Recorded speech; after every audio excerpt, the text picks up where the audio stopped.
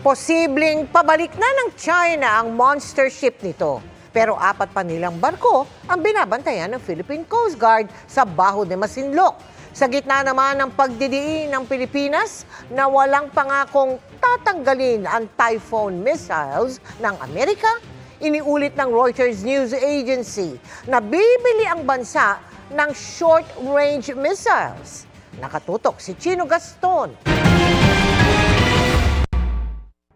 Matapos ang ilang buwang pananatili sa dagat sa Baho de Masinloc na nasa loob ng Exclusive Economic Zone ng Pilipinas, namataan ng tinaguriang monster ship ang China Coast Guard Vessel 5901 na kumikilos patungong timog na bahagi ng West Philippine Sea. Huli ang namataan 164 nautical miles mula Mindoro. Ayon sa Philippine Coast Guard, kung pagbabatayan ang dating misyon at paglalayag ng monster ship, pabalik na ito ng China. So there's a possibility that after staying for long in Baho de Masinloc area and off the coast of Zambales, it will just do the usual rotation, passing through the exclusive economic zone of Malaysia, Indonesia, and then go up to Vietnam, and then eventually went back to the Chinese harbor. Paalis man ng monster ship, nananatili ang 4 na iba pang barko ng China Coast Guard sa Baho de Masinloc. May isa pang Chinese Coast Guard vessel na binubuntutan ng BRP Cabra sa dagat ng Zambales. Ilang beses nang inakusahan ng China ang Pilipinas na nang-uudyok anila ng gulo sa patuloy na pagpunta ng Coast Guard at BFAR vessel sa Baho de Masinloc at iba pang parte ng EEZ ng bansa.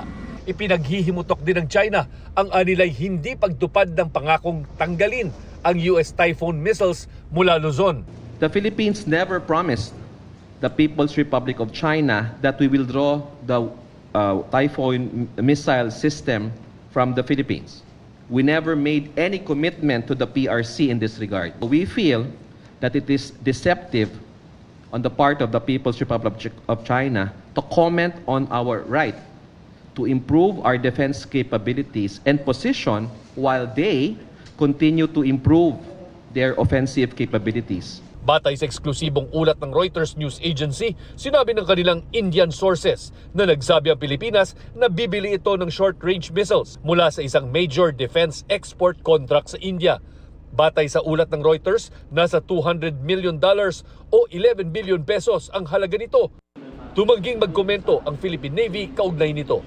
Una nang bumili ng BrahMos medium-range missiles ang Pilipinas mula India na kayang abutin ang anumang parte ng EEZ ng bansa. This will include not only platforms but also weapon systems and missile systems. Right now, without going into further details, I would like to say that these are part of the acquisition programs or plans at the Department of National Defense. Para sa GMA Integrated News, Chino Gaston, nakatutok, 24 oras.